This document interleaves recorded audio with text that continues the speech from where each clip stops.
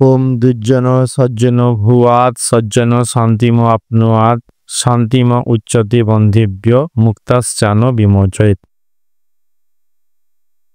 सत् प्रसंग आमरा आलोचना करछि ध्यान ओ आध्यात्मिक जीवन बई थेके।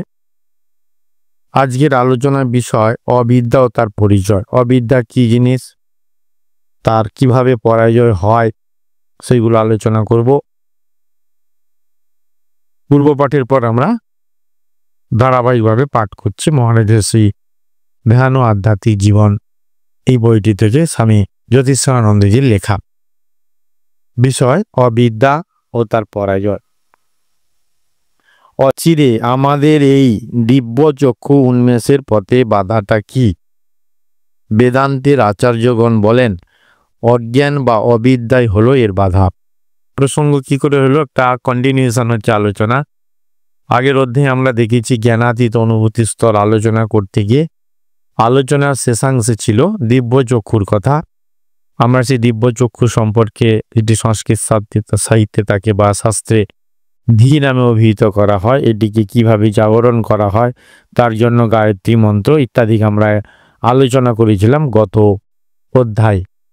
তো এইখানে বলছেন যে এই যে দিব্য চক্ষু ডিভাইন আই ধী যেটি, তার উন্মেষের পথে সে যে বিকাশ হবে তার পথে কি বাধা? বেদান্তের আচার্য বলছেন অজ্ঞান, ইগনোরেন্স বা অবিদ্যাই হলো এর বাধা। পতঞ্জলিও অবিদ্যা বা অজ্ঞানের কথা বলেছেন, যা মেঘের মতো ঢেকে রেখেছে আমাদের দৃষ্টিকে, তাই পুরুষ বা আত্মার দর্শন সম্ভব হয় না। পতঞ্জলি যে যোগসূত্র আছে পাতঞ্জল যোগ দর্শন, আমাদের যে ভারতীয় ষট দর্শনের মধ্যে একটি, মহর্ষি পতঞ্জলি তার রচয়িতা বা স্রষ্টা।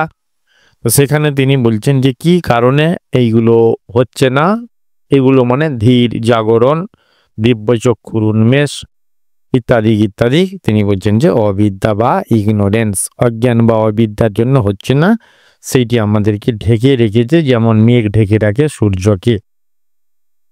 যোগসূত্রে আমরা পাই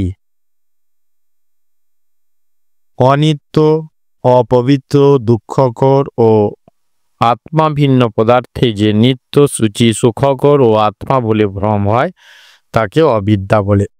দ্বিতীয় অধ্যায় 5 নম্বর শ্লোকে আছে অনিত্য অসুচি দুঃখানাম আত্মসু নিত্য সূচি সুখাত্ম খ্যাতিহি অবিদ্যা। অবিদ্যা জনিত প্রমত্ততায় সত্যকে কাল্পনিক মিথ্যার থেকে অপকৃষ্ট বলে বোধ হয়। অবিদ্যার জন্য ঠিক জিনিসকে আমরা ভুল দেখি, অথবা ভুল জিনিসকে ঠিক দেখি নয়, আরো এখানে কি বলছেন অপকৃষ্ট, মিথ্যা থেকে আরো খারাপ বলে মনে হয়। এই আলোচনাতে মহারাজ একটি সুন্দর গল্প বলেছেন, তাহলে সেখানে বোঝা যাবে অবিদ্যা কিভাবে আমাদেরকে ভ্রমে ফেলে দেয়। কি গল্পটি? একটি গল্পে আছে এক মাতালকে ক্রমাগত চিৎকার করতে করতে প্রচন্ড বেগে এক ল্যাম্প পোস্টের উপরে উঠতে দেখা যায়। পুলিশ স্বভাবত তাকে গ্রেপ্তার করে টানতে টানতে বিচারকের কাছে নিয়ে যায়। বিচারক তাকে জিজ্ঞেস করলেন, তোমার কি ব্যাপার? মাতাল বলল, মহাশয়, আমার আর কি করার ছিল, তিনটি কুমির আমাকে তাড়া করেছিল, তাই ল্যাম্পপোস্টে উঠে আমি নিজেকে বাঁচাতে চেয়েছিলাম। শহরের রাস্তায় কুমির? অথচ নেশার ঘোরে সে ঠিক তাই দেখেছিল। অবিদ্যার ঘোরে আমরাও এমন বহু জিনিস দেখি যার আদপে কোনো অস্তিত্ব নেই। তাহলে ওই যে মাতালটি দৌড়ে এসে ল্যাম্পপোস্টে উঠে গেল, তার কারণ জিজ্ঞাসা করাতে বলল যে 3টি কুমির তাকে তাড়া করেছিল। শহরের রাস্তায় কুমির কিছু নেই, তার এই যেহেতু সেই মাতাল হয়েছে, নেশাগ্রস্ত হয়েছে, তাই জন্য সে ওরকম ভাবে মনে করছিল যে তাকে যেন কুমিরগুলো তাড়া করছে। তো সুতরাং এরকম অবিদ্যার জন্য আমরা বাস্তবে যা দেখি সেটা তার কোনো অস্তিত্ব নেই। আমাদের পরের প্রশ্ন হলো কিভাবে এই অবিদ্যাকে অতিক্রম করে জ্ঞানাতীত অনুভূতি লাভ করা যায়। সেই জ্ঞানাতীত অনুভূতির যে স্তর আমরা গত অধ্যায়ে আলোচনা করেছি, সেইটি মহারাজ আবার তুলে ধরছেন যে এইটাকে আমি ওভারকাম করে কি করে সেই হাইয়েস্ট রিয়ালাইজেশন যে স্তরটি সেইটি আমি লাভ করব। অবিদ্যাকে অবিদ্যা রূপে জানা যায় না, অবিদ্যা নানাভাবে নিজেকে প্রকাশ করে। প্রথমেই আছে অহংকার, যা প্রকৃত আত্মাকে ঢেকে রাখে। অহংকার আমাদের যেটাকে ইগো বলে আমরা বলি, অহংকার। এরপর আছে আসক্তি বা বাসনা, এগুলো কিন্তু সব অবিদ্যারই রূপ। এরা বাধা পেলে ক্রোধ ও ভীতির সঞ্চার হয়। যদি আসক্তি বা কামনা যদি বাধা পায়, গীতাতে আছে, সেটি ক্রোধ রূপে দেখা দেয়। ক্রোধ এমনিতে হয় না, প্রিয় জিনিসের মনের যে জিনিসটি সেটি যখন করতে চাইছি কেউ যদি বাধা দেয় বা কোনোভাবে বাধা আসে, তার থেকে ক্রোধ সৃষ্টি হয়। অবিদ্যা বা অজ্ঞান, অহংবোধ ও সহজাত প্রবৃত্তির কারণে মানুষ এই জগতে বদ্ধ অবস্থায় পড়ে থাকে। আধুনিক মনোবিজ্ঞানীগণ বিভিন্ন মানসিক জটিলতার কথা বলে থাকেন। একটি শ্রেণীবিন্যাস অনুসারে মনের 3 প্রকার জটিলতা দেখা যায়। একটা কামজ জটিলতা, অহংকারজ মানে কাম থেকে যেটা সৃষ্টি হয়, অহংকার থেকে যেটা সৃষ্টি, আর একটা হচ্ছে গোষ্ঠীবোধজ, গোষ্ঠীবোধ থেকে যেটি সৃষ্টি হয়।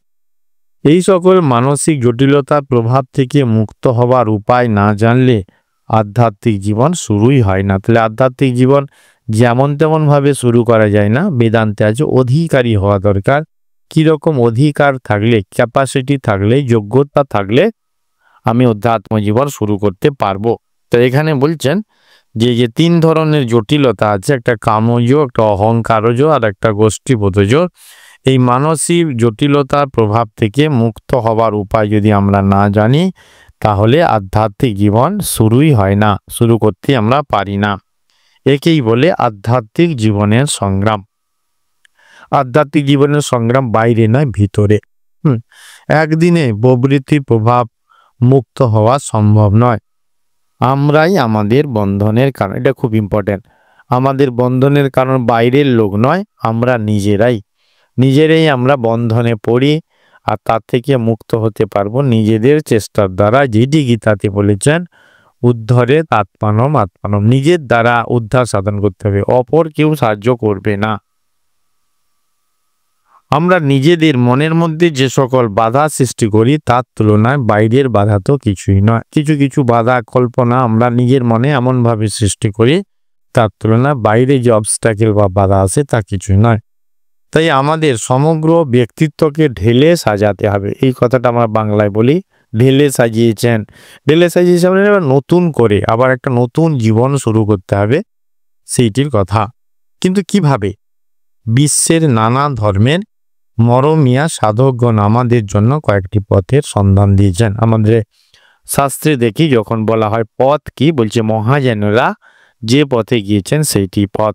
বাংলায় এই কবিতাটার অনুবাদ হয়েছে এরকমই, যে মহাজ্ঞানী মহাজন যে পথে করে গমন, হয়েছেন প্রাতঃস্মরণীয়, সেই পথ লক্ষ্য করে স্বীয় কীর্তি ধ্বজা ধরে আমরাও হব বরণীয়। যারা মহাপুরুষ হয়েছেন, যেভাবে জীবন কাটিয়েছেন, ছোটবেলা পড়াশোনা, দান ধ্যান, শুভ কর্ম, সেবা পরায়ণতা ইত্যাদি, সেই পথকে আমরা অনুসরণ করে আমরাও নিজেরা বরণীয় হব। তো সেই জন্য আমাদের সাধকগণের কথা, মহাত্মা কথা, মনীষীদের কথা, মহাপুরুষদের কথা, স্মরণীয় ব্যক্তিদের কথা, যারা আমাদের হৃদয়ের মণিকটে হয়ে আছেন, আমরা বাংলায় রচনা লিখতে গিয়ে শেষে লিখি উপসংহারে, তারা প্রাতঃস্মরণীয় হয়ে আছেন। এমন তারা ব্যক্তিত্ব প্রাতের, তাদেরকে স্মরণ করার মতো।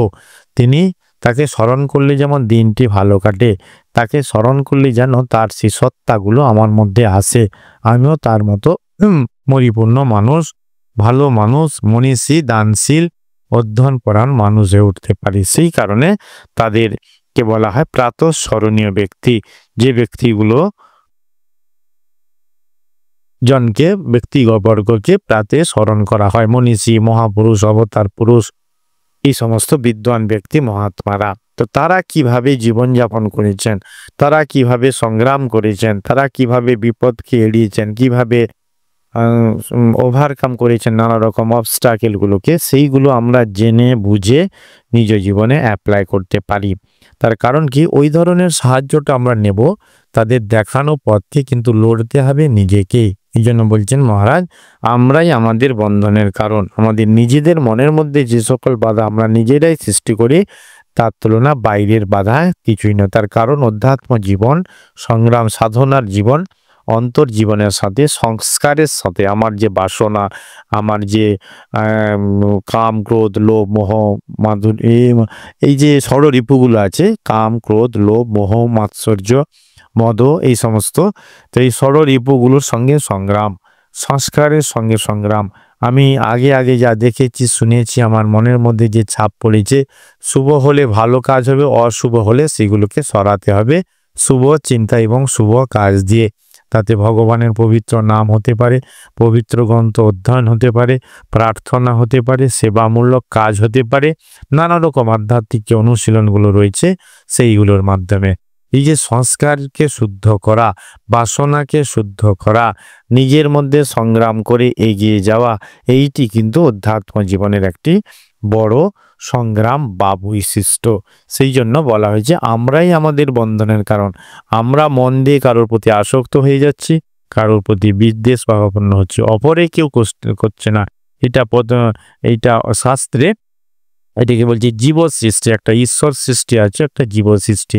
ঈশ্বর একটা সৃষ্টি করেন আর আমরা নিজেরা ক্রিয়েট করি, এটা হতে পারে বলে পঞ্চদশীতে এইটি আছে। তো জীব সৃষ্টিগুলো কাল্পনিক, আমাদের দ্বারা এটা ধ্বংস করা যায়।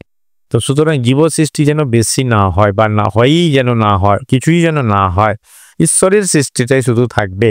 তো সুতরাং এই আধ্যাত্ম জীবনে নিজের সঙ্গে সংগ্রাম করে আস্তে আস্তে মেঘকে সরিয়ে দিতে হবে। মেঘ হচ্ছে অবিদ্যা, ইগনোরেন্স। এটি স্বামী বিবেকানন্দ তার যে বিখ্যাত আরাত্রি ভজনটি আছে, শ্রী রামকৃষ্ণ আরাত্রি ভজন, প্রথমে এইটি দিয়ে শুরু করেছেন, খণ্ডন ভববন্ধন, ভববন্ধনকে খণ্ডন করো।